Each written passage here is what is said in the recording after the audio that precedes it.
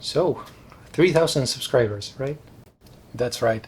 This little corner right here is becoming small for the channel. Everybody has been so amazing and so generous in these 3+ years now. I'm going to include actually a note, a little thank you note in the video that I am planning right now, just to say how grateful I am and how much I appreciate all my friends here at Jorge's Corner.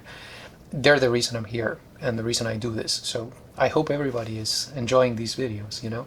What kind of video are you planning? It's going to be a book review. Oh, nice. Yeah, it's going to be on Luigi Pirandello to continue my series on the Nobel Prize in Literature. Are you planning to talk about all of the Nobel laureates? Well, that's the idea, but we'll see, little by little. But anyway, I'm going to be exploring Sei personaggi in cerca d'autore, 6 characters in search of an author.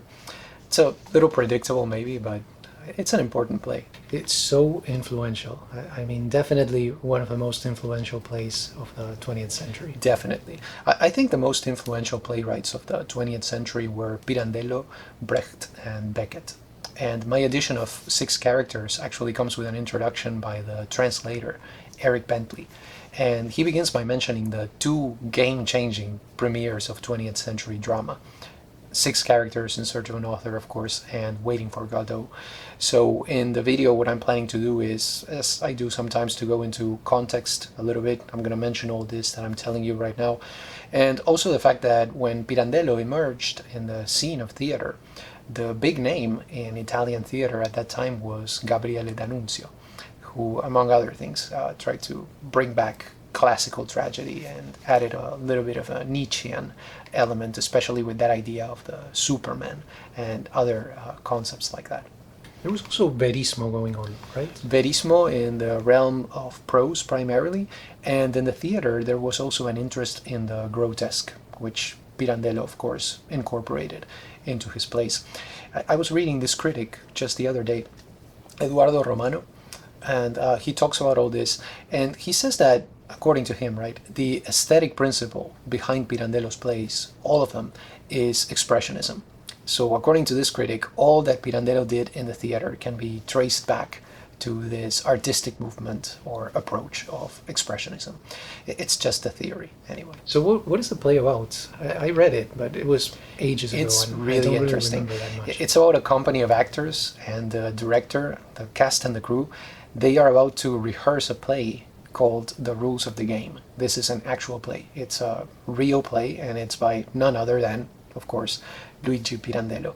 It's great because at one point the director within the play shares his opinion on the author himself. So it's right here. He talks about Pirandello within this play by Pirandello, when they are about to rehearse a play by Pirandello. And the director says, what do you want me to do? We never get a good play from France anymore.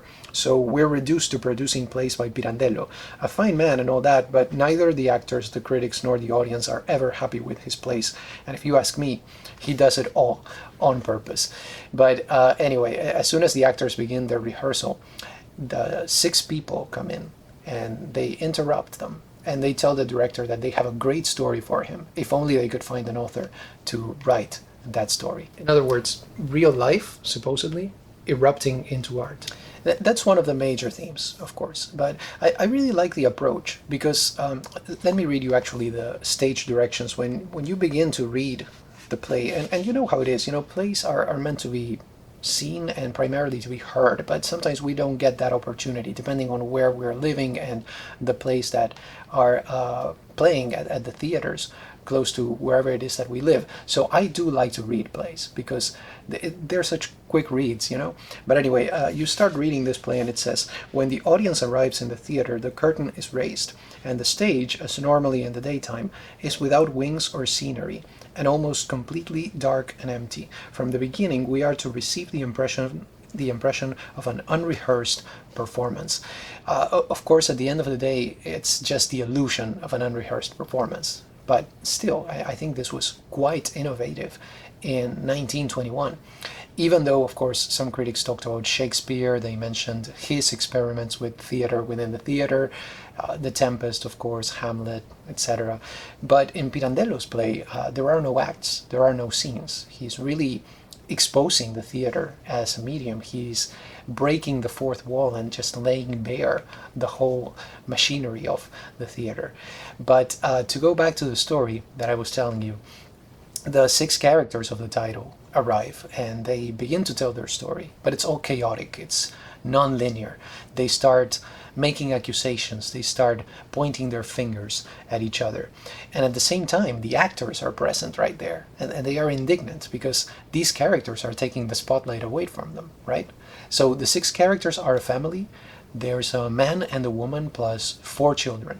Some of these are stepchildren, so you have, you know, kids from different marriages, and it is the father and the stepdaughter who are the most passionate ones. They are the ones who speak the most, and there was a rather uncomfortable scene between them in quote-unquote real life. The mother, on the other hand, she has a few more lines than the other kids, but she's kind of like a suffering figure. She's described as a mater dolorosa by Pirandello, so you can see what kind of character. I remember a little now. They're like the ultimate dysfunctional family, aren't they? You could say so. You could certainly say that. And you know how it is. Little by little, the director becomes interested in their story because of this dysfunctional quality to it. And he asks his actors to reenact the events the characters are describing. So the characters get the chance to see themselves portrayed by other people. And they either laugh or protest because it seems everything so fake to them. Life versus art, again. That's right. So why don't I tell you about the themes, okay? I'm definitely going to touch upon this topic when I do the video. So, yeah. Okay, so let's start with life versus art, since it's the one that you brought up.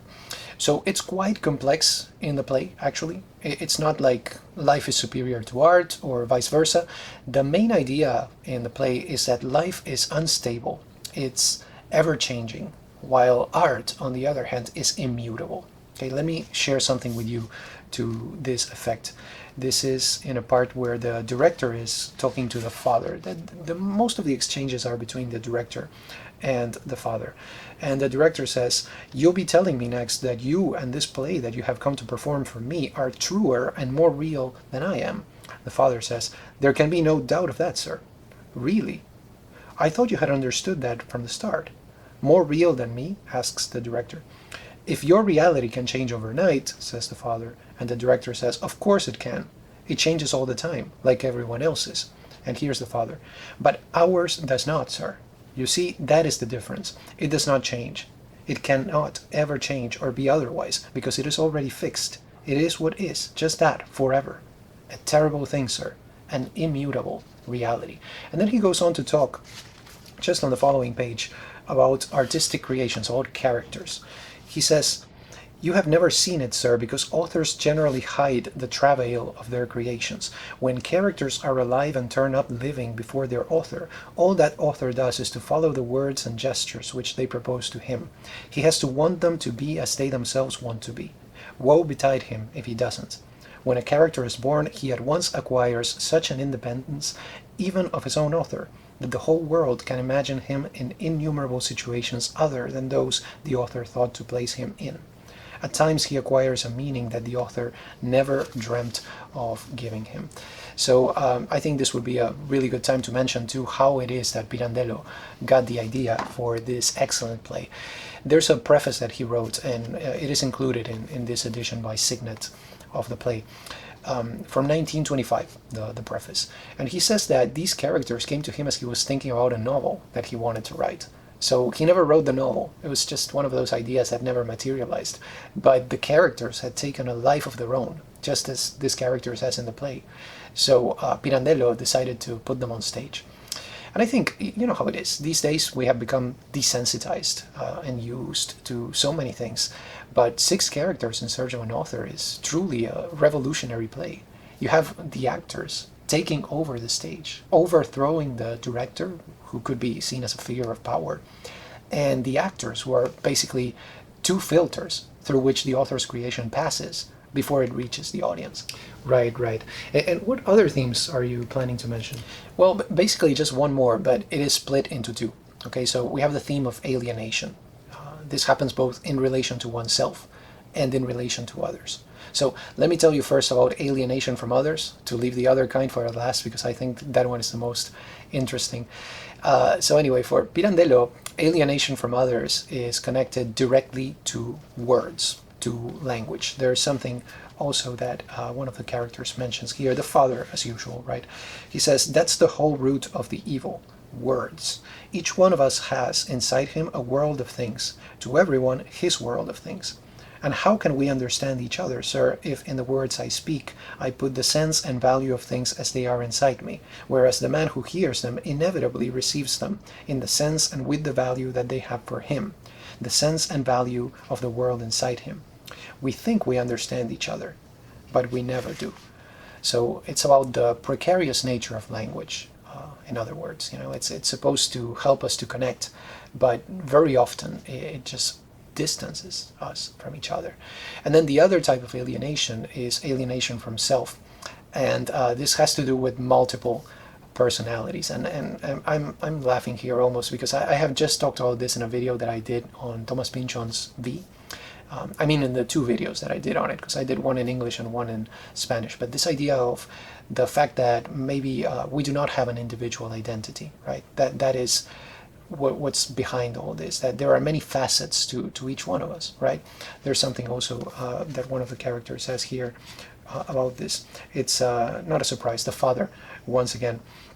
And he says, in my awareness, he speaks of my awareness that each of us thinks of himself as one, but that, well, it's not true. Each of us is many, oh so many, sir, according to the possibilities of being that are in us. We are one thing for this person, another for that, already two utterly different things, and with it all the illusion of being always one thing for all men, and always this one thing in every single action. It's not true. Not true. In other words, we adapt, right? Depending on our audience. I act a certain way when I talk to you, a different way when I talk to my mother, or to my students, or to the camera when I do a video for the YouTube channel, etc., etc. And here's the cool thing. This goes back to the etymological meaning of the word hypocrite, which literally means actor. Okay? So hypocrite is kind of an insult, but it literally means an actor. And to come full circle, we're going back to that initial theme of life versus art, or life and art, if you prefer. Pirandello lets life come into the theater because to him life is theater, and in a way each one of us is an actor. This reminds me of two things. The first one is Juan Carlos Onetti's A Brief Life. You have talked about that one, you did a video on it. You also have this play with reality, fiction, and fantasy right there. Yes, with superimposed planes of existence within the novel. Yes, and the other one is a movie that we both love, actually, Last Action Hero. I like that. Yeah, I really like that. That's a more sophisticated film than most people realize. I mean, definitely more than I realized when I watched it when I was a kid. Though, still back then, I thought it was a really, really good film, and it was a lot of fun. It has a great soundtrack, too. It does. I mean, Megadeth, Anthrax, AC/DC, Alice in Chains, Queensryche. Great stuff. So, looks like you have a few ideas for that video. What's the bottom line here? The bottom line is I love this play. The first time I read it, and this second time too. I mean, it's definitely one of those with which you have to place yourself at the time of release, though. 1921. Okay, you read it now, and it may not seem as mind-blowing today as it was back then. When it caused a scandal, by the way, people shouting manicomio, madhouse, and people supporting it too. But that is because it inspired so many of the instances of breaking the fourth wall that we have become used to. But really, this is a landmark of meta-theater and metafiction. It's a really short play, but it's an explosive play. I agree. Do you happen to have Pirandello's Nobel Prize citation handy? I do. So Pirandello was awarded the Nobel Prize in Literature in 1934, quote, for his bold and ingenious revival of dramatic and scenic art. Because he also wrote novels and short stories. Absolutely. I wanted to focus on a play because I think this is the context in which Pirandello made his most lasting impact, the context of the theater. Sounds good to me. I hope the video goes well. You have all my support. Thank you so much. Thank you. I guess it's not surprising because you are me and I am you. I are you, you am me. But we can still disagree because I am a different aspect of you and vice versa. This is all very Pirandellian. You're right. But let's not go there because this kind of stuff kind of makes my head hurt. I know, I know. And when your head hurts, mine does too. So, let's just leave this here before this video becomes too long. Let's do that. Yes. Should we say it at the same time? Thank you so much for stopping by, and have a wonderful day.